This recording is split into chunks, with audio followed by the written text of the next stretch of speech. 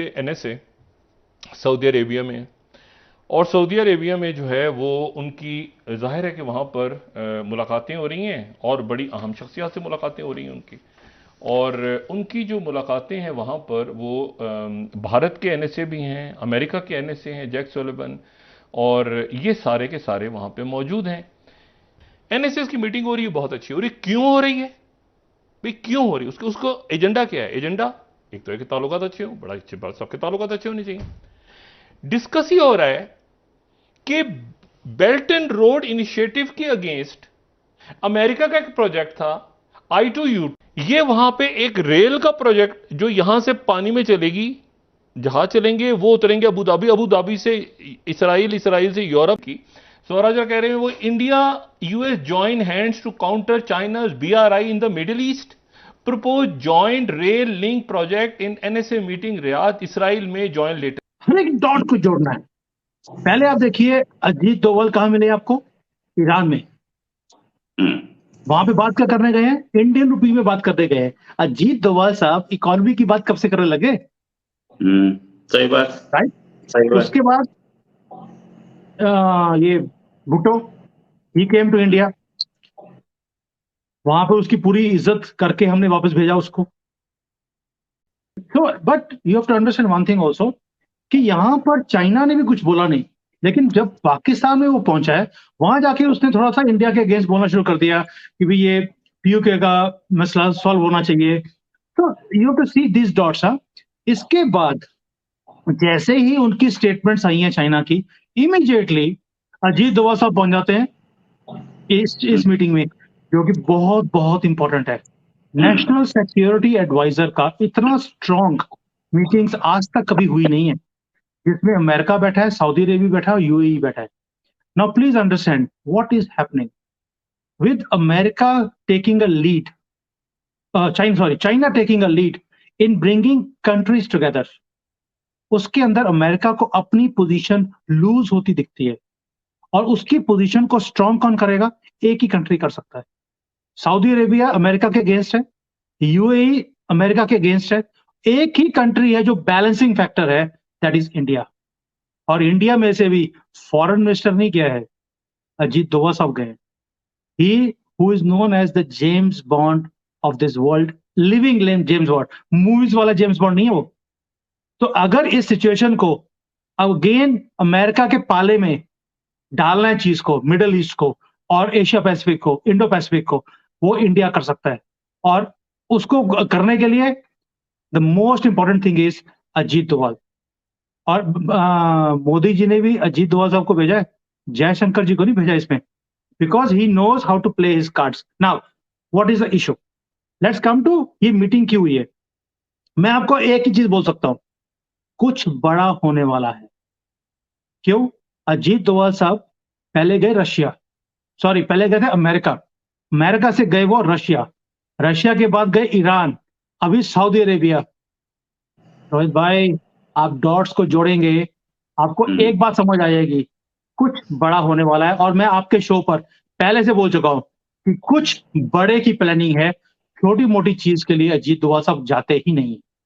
आप कभी भी अजीत डोभाल जी की हिस्ट्री देखेंगे, उन्होंने छोटे मुद्दे में कभी हाथ ही नहीं डाला। जब कुछ बहुत बड़ा 370 हटना था, एक ही आदमी को मालूम था, और एक ही आदमी की गारंटी थी कि आप कर दो, मैं बैठा हूं। और मोदी जी ने भी उसके कहने पर काम कर दिया। तो अभी भी अजीत डोभाल साहब के पास एक ही काम दिया हुआ है, तो मुझे मेरी इंटरनल इंफॉर्मेशन है इंडिया से, अजीत डोभाल के साथ एक के पास एक ही काम है, पाकिस्तान के 4 टुकड़े करने हैं। He is working only on one project. और ये 4 मीटिंग्स, 4 टुकड़ों की निशानी मुझे दिख रही है। आप मेरे से आज लिखवा लो, पाकिस्तान के 4 टुकड़े करने के लिए 4 मीटिंग्स हो चुकी हैं। And one more thing I want to tell you, there was a secret meeting which held in UK about 6 months back.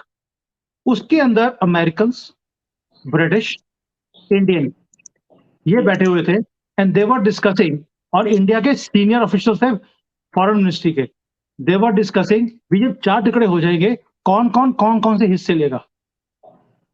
यहां तक की मीटिंग्स हो चुकी है। अमेरिकन बोले हमें बलूचिस्तान चाहिए, इंग्लैंड वालों ने बोला हमें सिंध चाहिए, तो इंडिया ने बोला भाई ये तो हो नहीं सकता, सिंध बिना हिंद पूरा नहीं है, तो हमें सिंध का भी कुछ एरिया चाहिए। तो बोला पीओके का तो सवाल ही नहीं है, वो तो हम ले ही जाएंगे।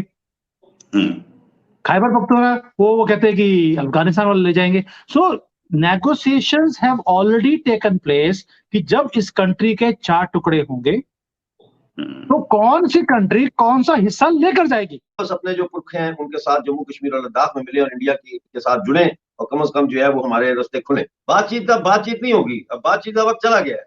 तो क्या होगा? आपको समझ नहीं आ रही, पाकिस्तान में लोगों को समझ नहीं आ रही, बातचीत का वक्त गुजर चुका है। नहीं अब तो बातचीत जंग करेंगे, क्या सिर्फ ये है करेंगे? सरेंडर, पाकिस्तान आर्मी सिर्फ अब सरेंडर करे, बलूचिस्तान में सरेंडर कर दे बलोचों के आगे, और पीओजेके में लाइन ऑफ कंट्रोल पर भारत के आगे सरेंडर करके हथियार डाल दे। इसके अलावा पाकिस्तान आर्मी की कोई बचने की मुझे सूरत नजर नहीं आ रही।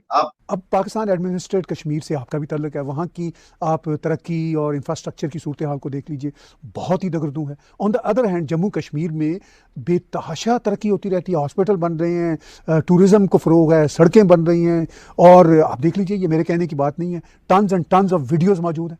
तो इस सारी सूरत हाल में फिर कश्मीर को बेचने का काम जो पाकिस्तान, बल्कि मैं तो ये कहूँगा कश्मीरियों को बेचने का काम जो पाकिस्तान अरसा दराज से कर रहा है, और अभी भी समझ नहीं आ रही इससे कश्मीरी कितने ऑफेंड हैं दोनों तरफ के।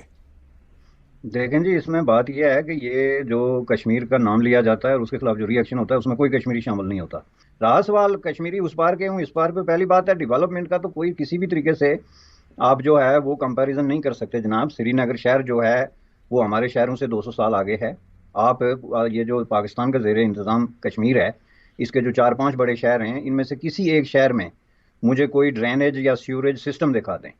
गवर्नमेंट ने जो टूटी फूटी सड़कें बनाई हैं और जिनकी टोटल उम्र ज़्यादा से ज़्यादा 6 महीने होती है, उसके बाद उन पर गधा भी नहीं चल सकता। तो अब ये सिचुएशन है, ये तो आम बातें हैं। ताजरान का नुमाइंदा है, वकला का नुमाइंदा है, स्टूडेंट का नुमाइंदा है या ह्यूमन राइट्स एक्टिविस्ट है, वो हाथ जोड़ रहा है कि भाई हम भूखे मर रहे हैं, हमारे लिए रास्ते खोल दो। वो कहते हैं कि जो आटे की बोरी हमें जो है यहाँ फॉर एग्जांपल $500 की मिलती है, वो इंडिया के अंदर $50 की है। या तो थोड़ा बहुत फ़र्क हो ना तो हम कहेंगे चलें जी काबिल बर्दाश्त है। तो सवाल ये पैदा होता है कि आपने यहाँ हमें यरगमाल बना के रखा हुआ है कि हमने आपको बहुत बड़ी को आज़ादी लेके दी, बल्कि मज़ीद लेके देंगे, और जो है 1.5-2 करोड़ लोगों को खींच के लेके आएंगे। तो पहले आप ये तो करें कि ये आपका आटा जो है ये क्या सोने का बनता है या इसका क्या मटेरियल क्या है, कि यही आटा हमारी जो है घर से 1 किलोमीटर उधर जो है वो 10 गुना सस्ता है, यही चीनी यही घी बिल्कुल यही 10 से 15 गुना से भी कम ज़्यादा जो है वो डिफरेंस आ रहा है। इसलिए लोग ये मुतालबा कर रहे हैं कि भाई आप ये सरहदें हटाएं, और उसमें वो ओपनली ये भी कह रहे हैं कि ये अपनी प्रॉक्सीज बंद करें, हमारा कोई लेना देना नहीं है इसके आपके जहाज से और आपकी प्रॉक्सी से, और आप किसको फतह कर रहे हैं और किसको शिकस्त दे रहे हैं।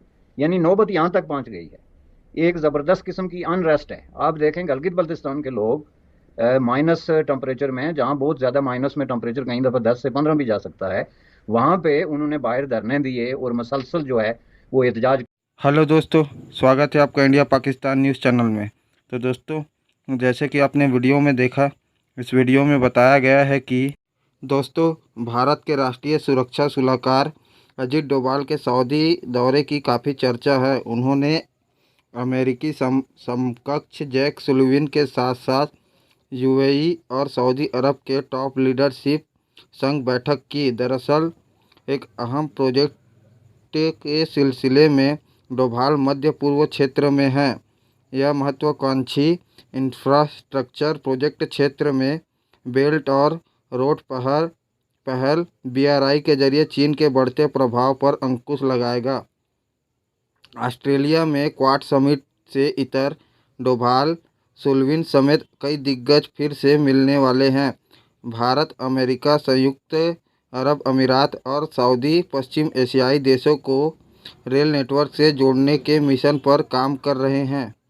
प्रस्ताव अमेरिका ने रखा है और समंदर के रास्ते दक्षिण एशिया को भी जोड़ने का प्लान है। इस प्रोजेक्ट में भारत का बड़ा रोल है। अमेरिका चाहता है कि भारत रेलवे में अपनी विशेषज्ञता का यहाँ इस्तेमाल करे।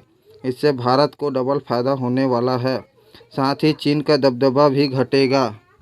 रविवार को डोभाल ने अमेरिका और यूएई के राष्ट्रीय सुरक्षा सलाहकार के साथ बातचीत की और अमेरिकी मीडिया के हवाले से कहा जा रहा है कि मध्य पूर्व में चीन के बढ़ते दखल को रोकने के लिए अमेरिका ने यह पहल की है।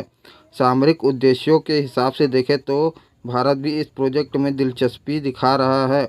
इंडियन एक्सप्रेस ने सूत्रों के हवाले से लिखा है कि चीन ने पश्चिमी एशिया में राजनीतिक प्रभाव काफ़ी बढ़ा लिया है। चीन के नेतृत्व में सऊदी और ईरान के बीच समझौता हुआ है, जिससे भारत अलर्ट हो गया है। पश्चिम एशिया क्षेत्र की ऊर्जा सुरक्षा के लिहाज से अहम है। अगर अमेरिका के इस प्रोजेक्ट पर बात बनती है तो भारत को सीधे तौर पर फ़ायदा हो सकता है। पश्चिम एशिया में रेल नेटवर्क फैलेगा और इस इलाके को समंदर के रास्ते दक्षिण एशिया से जोड़ने का भी प्लान है। यह सफल रहा तो बहुत तेज़ी से कम खर्च में भारत तक तेल, गैस की आपूर्ति हो सकेगी। इस तरह रेल लिंक से जुड़ने से खाड़ी देशों में रहने वाले लाखों भारतीयों को भी फ़ायदा होने वाला है। एक्सपर्ट मानते हैं कि भारत अपनी रेलवे विशेषज्ञता का इस्तेमाल कर पश्चिम एशिया में प्रोजेक्ट को पूरा करता है तो रेलवे बिल्डर के तौर पर भारत की दुनिया में साख बढ़ेगी। भारत अपनी सरकारी और निजी कंपनियों के लिए भी पश्चिम एशियाई देशों में नए मौके देख रहा है। बॉर्डर पर सिरदर्द बन चुके चीन के नापाक मंसूबों को नाकाम करने के लिए यह प्रोजेक्ट भारत के हित में है और भारत की सीधी पहुंच अरब और खाड़ी देशों तक होगी। तो दोस्तों, अगर आपको ऐसी वीडियो देखना पसंद है तो हमारे चैनल को सब्सक्राइब करें तथा वीडियो को लाइक करना ना भूलें। धन्यवाद। जय हिंद, जय भारत।